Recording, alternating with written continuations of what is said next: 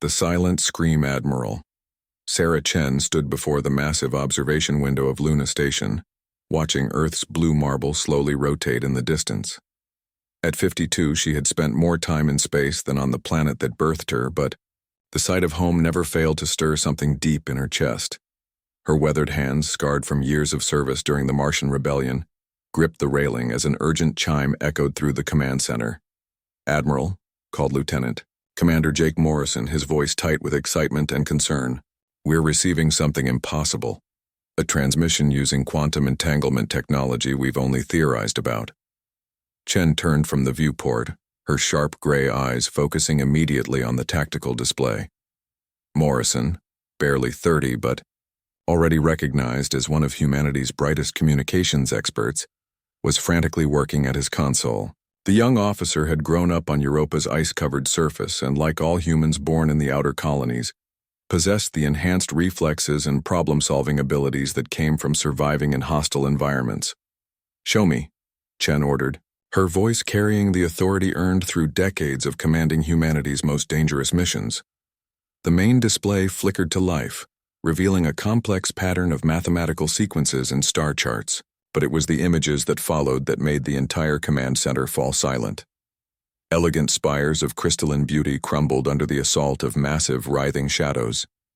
Beings of incredible grace and delicate features fled in terror. As their worlds burned, Dr. Elena Vasquez, the station's chief xenobiologist, rushed to her analysis station. Born in the underground cities of Mars, Elena had spent her life studying the possibility of alien life. Her dark eyes, adapted to the red planet's filtered sunlight, moved rapidly across the incoming data. "Admiral, this is extraordinary," Elena breathed, her fingers dancing across holographic displays. "The mathematical language is consistent with intelligence far beyond our current capabilities. The beings in these images appear to be a spacefaring civilization under attack." Captain Marcus Rivera, Chen's tactical advisor, stepped closer to examine the military implications. Rivera had earned his reputation during the asteroid mining wars, where he had learned to think 3 steps ahead of every enemy. His muscular frame, built strong by Earth's heavy gravity, moved with the careful precision of a predator. "The attacking force," Rivera observed, pointing to the shadow-like entities consuming entire star systems. "They move like a swarm. No individual ships, just a collective mass that devours everything in its path." Morrison suddenly straightened, his face pale. "Admiral, there's more to the message. They're not broadcasting this to everyone. The signal was specifically targeted at Earth, and the data packet contains detailed information about our solar system. They know exactly who we are." Chen felt her blood chill. Humanity had only achieved faster-than-light travel 15 years ago, and their exploration had been limited to nearby systems. No human ship had ever ventured far enough to make contact with advanced alien civilizations. "How is that possible?" Chen demanded. Elena's analysis deepened as she processed more of the alien data. "Admiral, according to their scientific classifications, Earth is listed as a Category 9 death world. The gravity, atmospheric pressure, temperature variations, and biological diversity are considered extremely hostile by their standards." Rivera laughed grimly. "They think we're from a nightmare planet." "It gets more interesting," Elena continued, her voice growing more amazed. "Their data suggests that most intelligent species in the galaxy evolved on worlds with stable climates, lower gravity, and fewer natural predators. To them, surviving on Earth would be like living in hell." Morrison's console chimed again. "Admiral, the transmission is repeating, but with additional data. They're sending tactical information about the enemy force and—" He paused, double-checking his readings. "They're specifically requesting military assistance from Earth's apex predator species." The command center erupted in shocked murmurs. Chen raised her hand for silence, her mind racing through the implications. These aliens weren't just calling for help. They were calling for warriors. They had identified humanity as a species forged by conflict and survival. "Get me a direct link to Earth Command," Chen ordered. "Priority Alpha 7. Within minutes, the holographic forms of Earth's High Command materialized in the conference room. General Patricia Hawkins, a woman whose stern features had been carved by years of defending Earth's colonies, spoke first. "Sarah, we've been monitoring the transmission. The implications are staggering." Dr. James Wright, Earth's chief scientific advisor, leaned forward in his chair. "The technological advancement they're displaying could accelerate human development by centuries.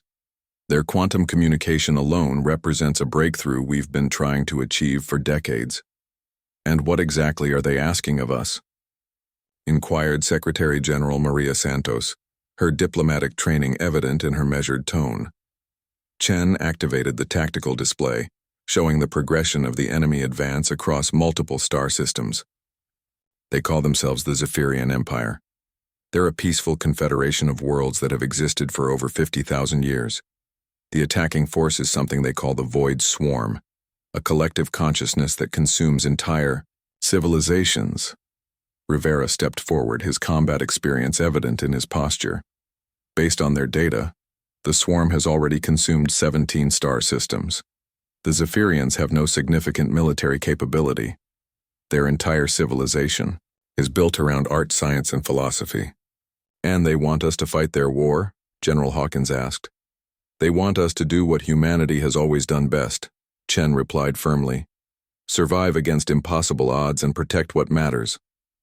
The debate that followed was intense but brief. The Zephyrian Empire offered knowledge and technology beyond human imagination. But more importantly, they represented the first contact with an advanced alien civilization that needed exactly what humanity could provide. "I'll ask the question we're all thinking," Dr. Wright said finally. "Are we ready for this? Deploying our fleet beyond charted space to fight an enemy we don't understand?" Chen looked at each member of the High Command. "Humanity has spent its entire history preparing for this moment. Every war we've fought, every challenge we've overcome, every impossible situation we've survived has led us here. These aliens called us apex predators. Let's prove them right." The vote was unanimous. 2 days later, Chen stood on the bridge of the UES Vengeance, humanity's newest and most powerful battleship. Around her, the First and Third Fleets prepared for humanity's greatest journey into the unknown. 47 ships, each one a masterpiece of human engineering and warfare, arranged in perfect battle formation. Captain Rivera approached, his tactical briefing complete. "All ships report ready, Admiral. The experimental quantum drives are charged and holding steady." Dr. Vasquez looked up from her xenobiology station. "I've finished analyzing the Zephyrian biological data.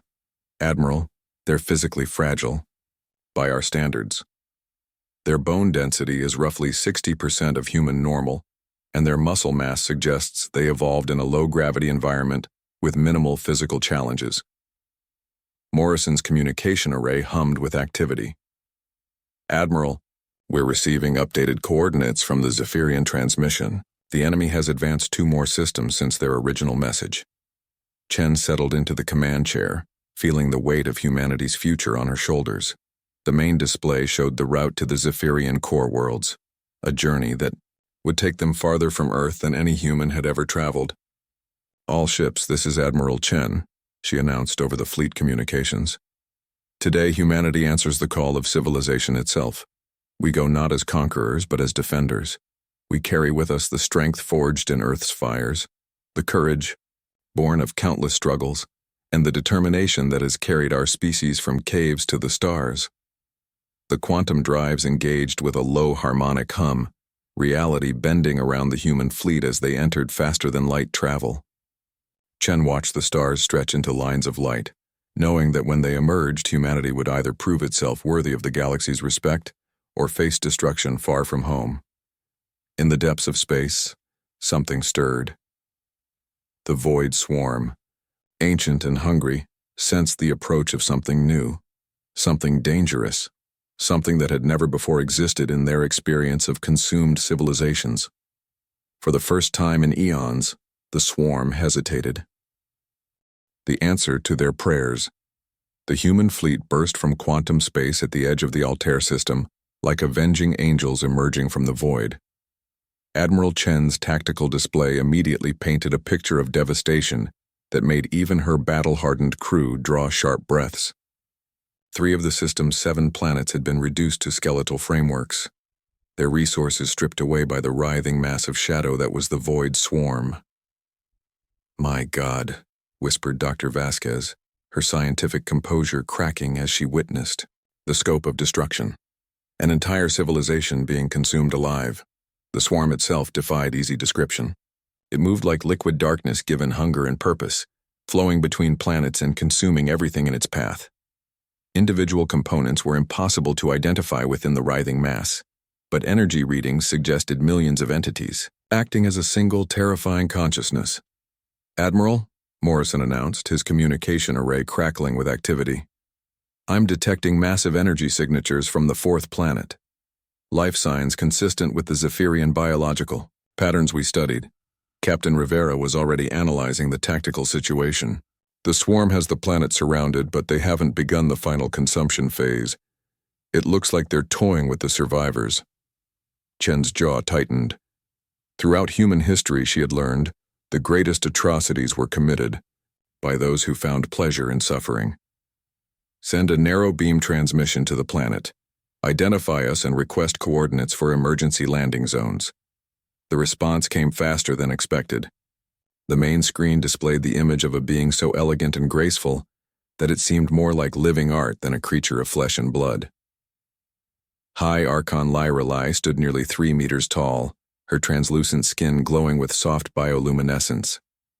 Her forearms moved in complex patterns as she spoke, and her large multifaceted eyes reflected intelligence that seemed ancient, beyond measure.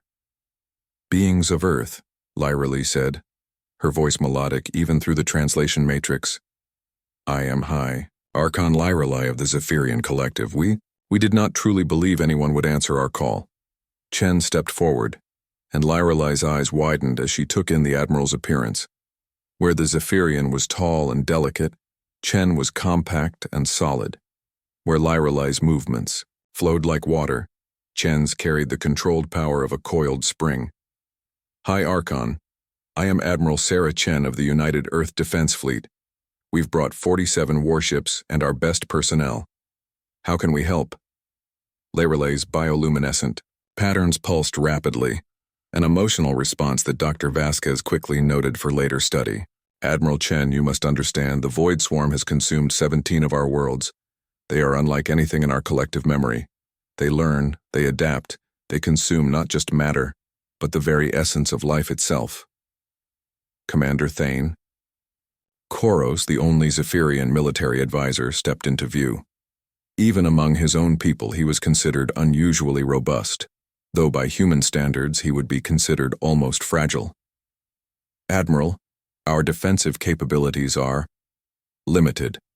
We evolved on worlds where cooperation and harmony were essential for survival. We have no experience with entities that exist solely to destroy." Rivera studied the tactical data streaming from the Zephyrian sensors. "Admiral, their weapons are primarily designed for precision work. Scientific instruments, mining equipment, construction tools. Nothing that could be considered military grade by our standards." "How have you survived this long?" Chen asked. "Shields," Koros replied, his voice heavy with despair. "We've managed to maintain a defensive barrier around this world, but our power sources are failing. We estimate perhaps 6 of your Earth hours before complete shield collapse." Chen turned to her tactical officer. "Marcus analysis." Rivera's combat-experienced mind was already processing the situation. "The swarm is massive, but it's been feeding continuously for months. That suggests they have vulnerabilities. They need to consume to maintain their cohesion. If we can disrupt their feeding patterns—" "Admiral," Morrison interrupted, "the swarm has detected our presence. They're moving toward us." The main display shifted to show the writhing darkness changing direction, flowing through space like a living tide of destruction. But as it approached the human fleet, something unprecedented happened. The swarm slowed, then stopped entirely. Dr. Vasquez was frantically analyzing the readings. "Admiral, the swarm's energy patterns are fluctuating. It's almost like they're confused." Chen smiled grimly. "They've never encountered anything like us before." "All ships, this is Admiral Chen," she announced over the fleet communications. Battle stations implement formation Omega-7. Remember, we're not just fighting for the Zephyrians. We're showing the galaxy what happens when you threaten the innocent. The human fleet deployed with practiced precision. Ships designed for warfare among Earth's asteroid fields and the brutal environment of space combat moved into attack positions. The Zephyrians watched in amazement as humanity's vessels demonstrated capabilities their peaceful minds had never imagined. Begin Phase 1, Chen ordered. The first salvo from the human fleet wasn't designed to destroy the swarm, but to study it. Quantum torpedoes and plasma bursts struck the writhing mass, and every impact was carefully analyzed by the fleet's sensors. "It's working," Rivera reported, excitement building in his voice. "The swarm maintains cohesion through quantum entanglement between individual components. Disrupt that entanglement and sections of the collective become vulnerable." Dr. Vasquez was processing the biological data as fast as it came in. "Admiral, I'm detecting something incredible. The individual components of the swarm aren't naturally occurring. They're artificial constructs, but they've been modified with organic components from consumed civilizations." The implications hit Chen like a physical blow. They're using the knowledge and biology of their victims to make themselves stronger, which means, Rivera added grimly, they have the accumulated knowledge of 17 alien civilizations. High Archon Lyralized transmission crackled with static as the shield generators around her world began to fail. "Admiral Chen, our barriers are collapsing. Whatever you're planning, it must be now." Chen looked around her bridge at the faces of her crew. Morrison, young but brilliant, his mind sharp from surviving Europa's deadly ice storms. Rivera, scarred by countless battles, his tactical genius honed in the fires of human conflict. Dr. Vasquez, whose scientific curiosity had driven her to understand life itself. Each one of them was a product of Earth's harsh embrace, forged, by necessity, into something stronger than the sum of their parts. "All ships, implement the Chen maneuver," she commanded. The human fleet suddenly scattered, each ship taking a seemingly random trajectory. To the Zephyrians watching, it looked like humanity was retreating in chaos. But the Void Swarm, for all its accumulated knowledge, had never encountered tactics born from Earth's brutal evolutionary pressure. The first human ship to engage was the UES Defiance, commanded by Captain Lisa Park. Her vessel dove directly into the swarm's outer edge, shields blazing and weapons firing in carefully calculated patterns. The swarm moved to engulf the ship, exactly as Chen had predicted. "Now," Chen ordered. 46 other human ships converged on the swarm's position. Simultaneously, their weapons synchronized to create overlapping fields of quantum disruption. The effect was devastating. Sections of the swarm lost cohesion, individual components floating helplessly as their connection to the collective was severed.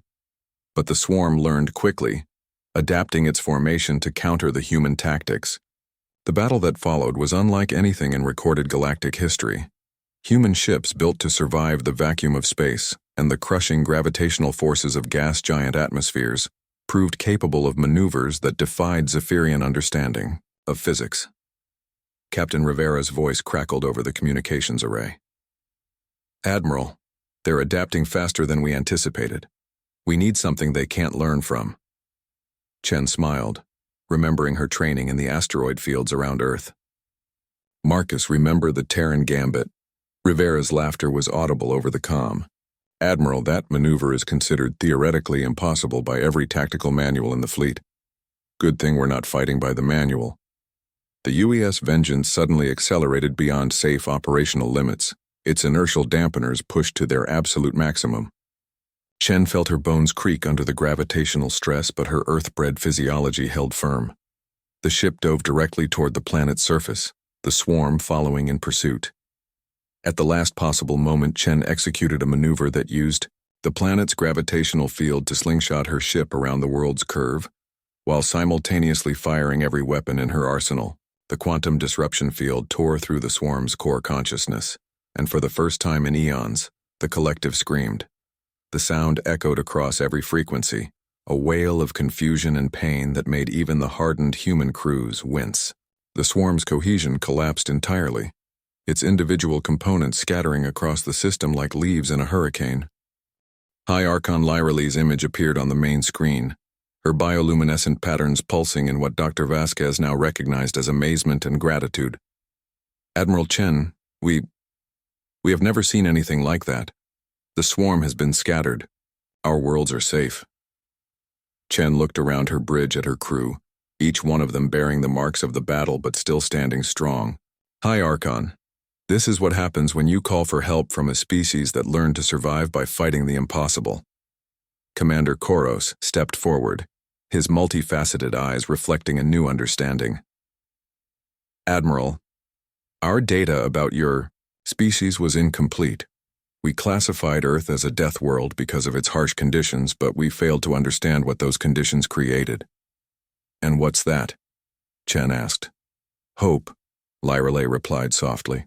You came across the galaxy to fight a war that wasn't yours, to save people you'd never met because it was the right thing to do.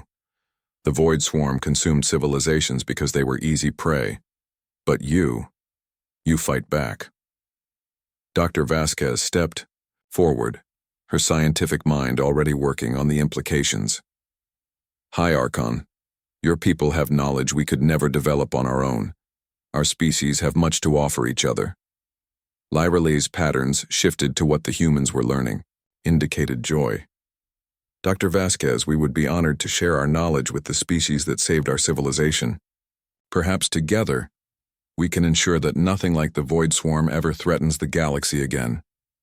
As the human fleet prepared for the journey home, carrying with them the beginning of humanity's first true interstellar alliance, Chen stood once again at her observation window. The stars looked different now, no longer cold and distant but filled with the promise of friendship and cooperation. Morrison approached with a communications update. Admiral, we're receiving transmission from other sectors of the galaxy. Word of what happened here is spreading. 17 other civilizations are requesting contact with Earth. Chen smiled, knowing that humanity had just taken its first real step into the galactic community. They had answered the call not as conquerors but as protectors. They had proven that sometimes the greatest strength comes from those who have learned to survive in the harshest places. The galaxy had called for monsters to fight monsters.